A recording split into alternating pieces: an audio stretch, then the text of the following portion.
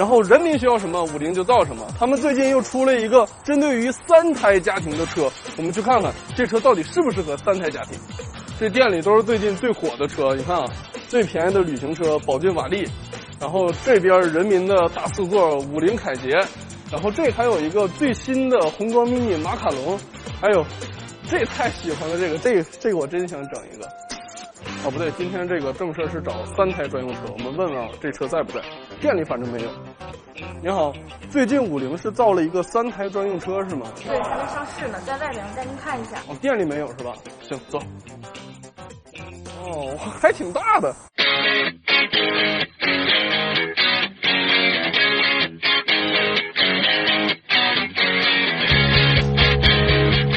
我搁这儿啊，给大家仔仔细细的研究了一下这款50征程，严格意义上来说，它不能叫 MPV， 应该叫 Van。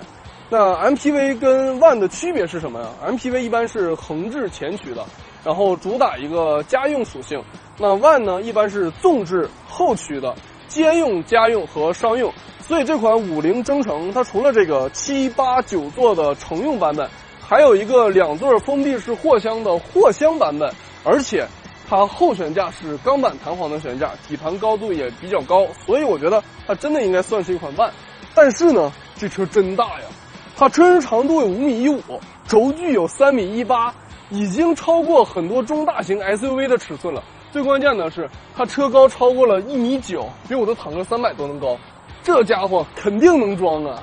这种高性价比的大号的车，我觉得外观就设计的越简约越好。这50征程我觉得还是挺好看的，特别像这个宏光 mini 的 Max Pro Plus 版本有没有？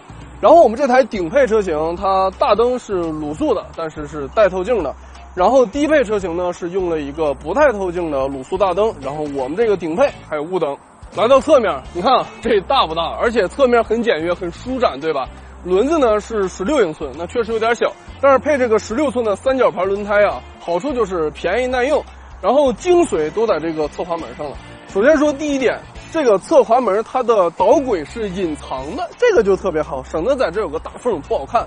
然后打开以后呢，嘿，啊，电动门就别奢求了，毕竟咱车便宜。它的横向的宽度已经超过了70厘米，还挺大的吧？纵向呢超过了1.2米，这样上下车就很方便了。包括如果你要抬一些大的东西的话，但是缺点就是因为它是个纵置后驱的车型，相比很多 MPV 来说，它的底盘是要走传动轴的，所以它的地台有点高。那如果老人或者小孩上下车的话，可能就不太方便。当然了，我比较年轻，腿儿好，咔就上来了。还有个非常厉害的地方，就是50征程这个后备箱，我给大家打开看一下。嘿，这个尾门特别大，然后打开以后呢，我在这里面能站直，哈，一是能遮阳，二是你在这搬东西的话就不用弯腰那么费劲了。同时它后备箱的地台还是挺低的，而且里面四四方方的很规整。目前我们是7座版本，在满载的状态下，它的后备箱的纵深也超过了85厘米，高度也超过了1.2米。那这样的状态下，你全家7个人出去玩，它后备箱仍然能放很多大件行李，这挺了不得的。但是缺点是啥呢？就是它第3排这个座椅是个整体的座椅，把它往前翻折以后，后备箱的空间并没有拓展太多。那如果有6座版的车型的话，2个座椅挂在侧壁上，那样它空间的拓展能力就要好很多很多了。咱们先体验这个最尊贵的第2排啊。首先说中排这个独立的座椅，不管是坐垫的软硬还是椅型的大小，我觉得在10万块钱里面都算一个非常高端的享受了。然后我现在把座椅调到了最后的位置，我的腿部空间富富有余的，坐着没什么问题。而且因为它的车身高度比较高嘛，头部空间特别的哇塞，有没有？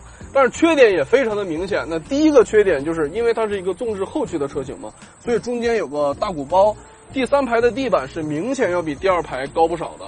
还有一个我觉得作为家用的车型我非常接受不了的，就是它第2排是这种负压式的车窗，只能露一个小缝，这个就让人有点不爽了，是吧？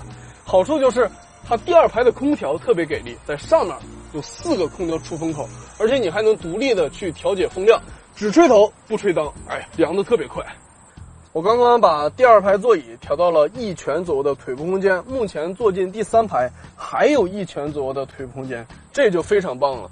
这个第三排是完完全全可以坐2到3个成年人的，只不过呢，它坐垫比较低，同时坐垫比较短，对腿的承托性一般般。好处就是中间有通道，你可以把这么腿伸一下坐着就舒服一些了。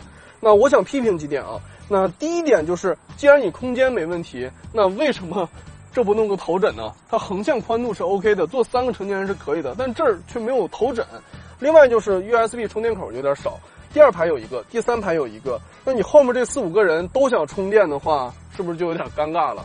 还有一个缺点就是，它第2排座椅有儿童安全座椅接口，但第3排座椅就没有。所以说，如果你3个孩子都需要坐儿童安全座椅的话，那只能等等它的9座版了。最后给大家体验这个一家之主的司机位置。首先说受限于车架嘛，它这个中控台大部分都是这种硬塑料，而且方向盘的握感呢也很一般。但是即使它都是硬的，还是做出了那种让你感觉不掉架的感觉，因为有这种双色的内饰，同时呢这上面还有这个假缝线印上去的，做的真的是惟妙惟肖啊。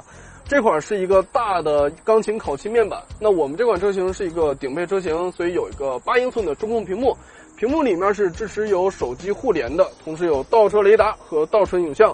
多功能方向盘上能看到有定速巡航，这前面还有2个安全气囊。那除了顶配车型，其他车型都是没有 ESP 车身稳定系统的，这个确实是有点遗憾了。前排座椅跟后排座椅一样，坐着都很舒服，很软，我觉得绝对算一个10万块钱以内坐着比较舒服的座椅了。头部空间也是非常的大。最终呢，咱们还是这个6速手动变速箱，前置后驱手动变速箱，钢板后悬架，这不就是科尔维特吗？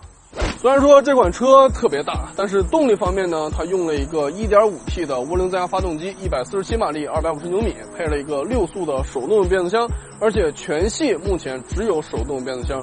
那您从它的动力总成和后面的钢板悬架，其实自己也能联想到，那它的开着的舒适性肯定跟那些传统 MPV 是比不了的。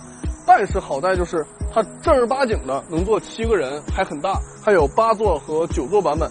最重要的，我估计它8月份的最终的指导价也就1线城市2平米的房价钱。所以说50啊，它很多车型它并不是为了追求高大上去准备的，它就是满足你最基本的需求。那3个孩子生了，家庭预算有限怎么办？50征程给了你答案。